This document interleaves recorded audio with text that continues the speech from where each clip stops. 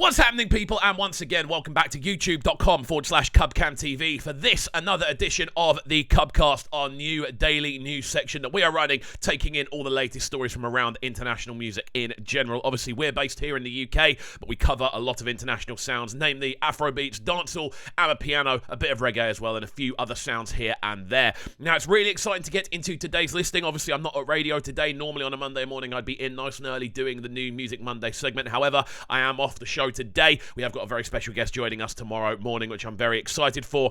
Two special guests, actually, which should be very good. However, I am off today, so I thought I'd do something a little bit different in place of the new Music Monday section, which I am very excited to get into. It's been a huge year when it comes to album and EP releases.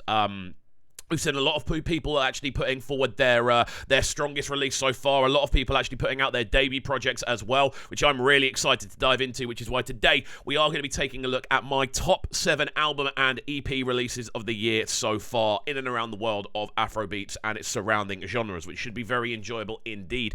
As always, friends, if you are new to the channel, please make sure you are getting involved by hitting that subscribe button on the right-hand side of the page, turning notifications on, of course, leaving a like, leaving a comment, and all of that good stuff. This channel is growing at a rate that I never thought would actually be possible, and it's entirely down to you guys and the support you are bringing. We're very close to hitting 37,000 subscribers, so big up each and every one of you as we hurtle forward. Hopefully we can hit the 40k over the next few weeks as well, which will be absolutely crazy, and again, entirely down to you guys, and I cannot thank you all enough.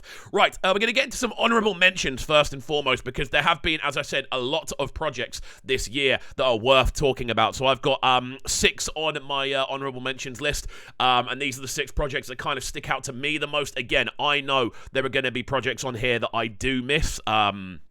Again, I can't keep up to date with quite literally everything, but these are, for me, the ones I have listened through, and the ones that do stick out as being honourable mentions. So Asher 5 is on this list already. Again, I had the absolute pleasure of talking to Asher earlier on this year, and I know her sound isn't strictly Afrobeats, but there are tunes on this album that kind of tie into that sound.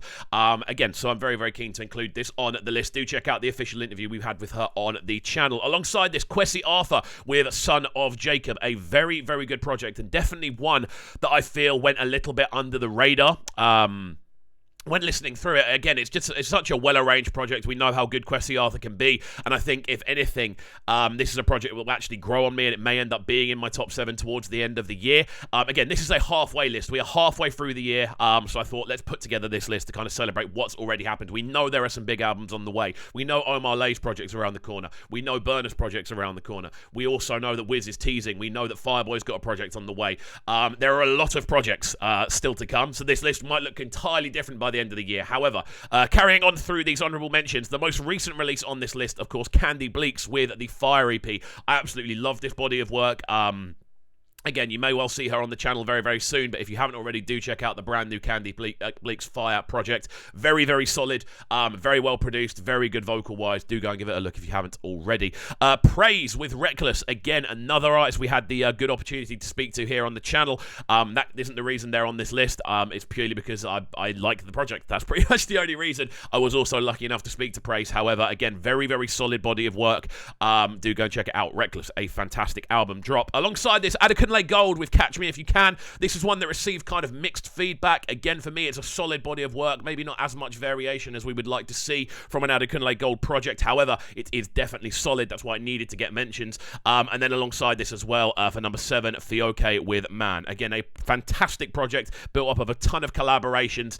Bad alongside Lado and Peruzzi is one of my favourite tracks of the year. That's why all of these are on the honourable mentions list. However, we are going to move forward now into my official top 7 album and EP drops of the year. Very excited to get into this as we open up with SIMI, To Be Honest. Now, this is a project that I very, very much enjoy. I think SIMI is a fantastic artist. I think she does a fantastic job vocally.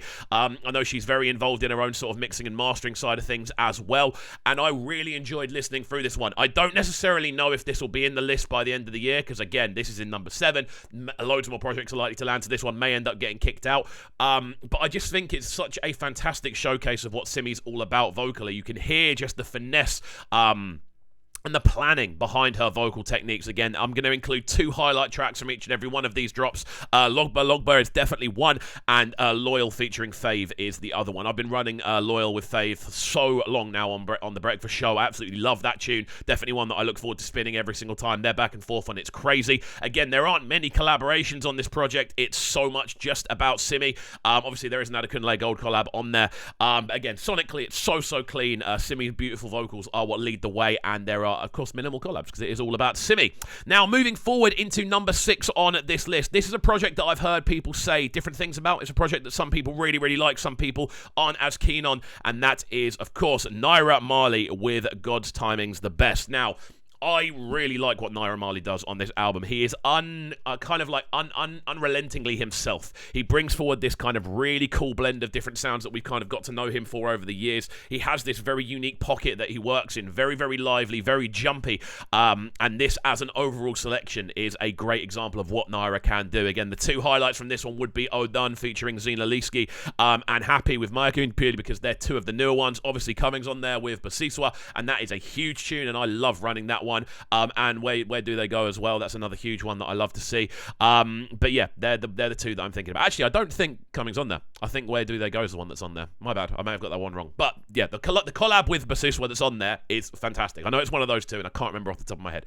But again, this is where Naira really comes into his own. The collabs just make sense, especially the one with Zina Liski. We know how similar their sounds kind of overlap. Solid track listing, and it definitely feels like a bit of a moment for Naira. And I've got to say, from a DJ perspective as well, this is a project that is full of tracks that you love to mix. Like, when I'm putting together the mixes for the channel, there's such an enjoyable feeling about these ones. Again, this is a great example of Naira just putting together a solid project. So there we go. That is the project in number 6. Now, moving forward into number 5, we have the first EP on this list. Now, an EP can be better than an overall project. Again, some of the ones we mentioned down below are actually EPs rather than like full-blown projects. Again, I don't know if I mentioned Victony Outlaw is definitely one that's in that sort of section as well, which is definitely an EP we need to have a look at for the honourable mentions. But moving into 5th on this, we do have Diamond Platinums with the First of All EP. Now, I had the pleasure of getting some extensive coverage of this project. I got invited up to the launch up in where was it? It was in Shoreditch, I think,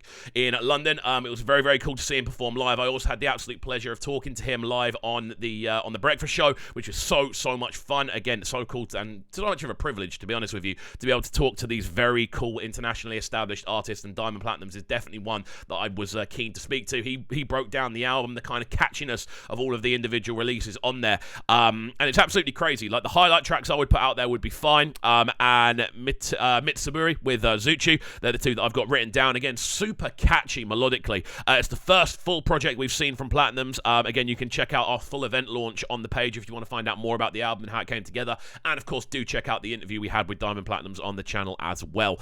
Definitely one that's worth checking out. And again, Diamond Platinums just coming into his own, representing Tanzania on a global stage. Fantastic things to see.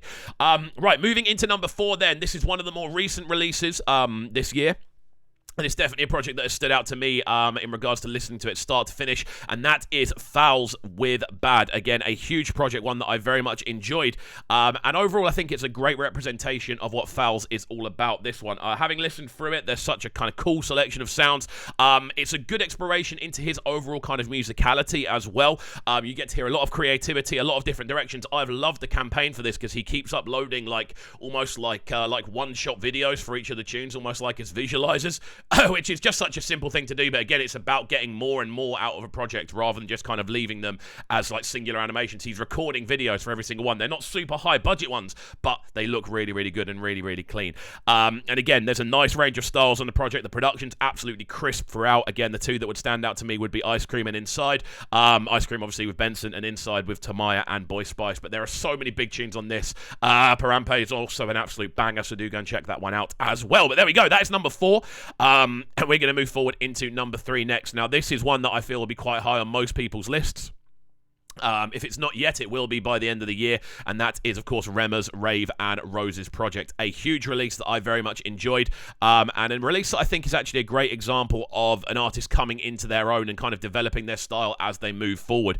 I think, honestly, Rema is one of the best talents out there right now. I think his vocal ability is second to none. I love what he does vocally, and this, as a project, we get to hear him really expand. We almost hear some sort of disco elements going on some of the tunes, almost 80s inspired tunes. We see some wicked collaborations. Obviously, Rema, FYN, featuring AJ Tracey is a huge one, a big link with the UK, and obviously Time and Affection with Chris Brown is another huge link to the US, and Chris Brown is very much someone diving into this sound right now.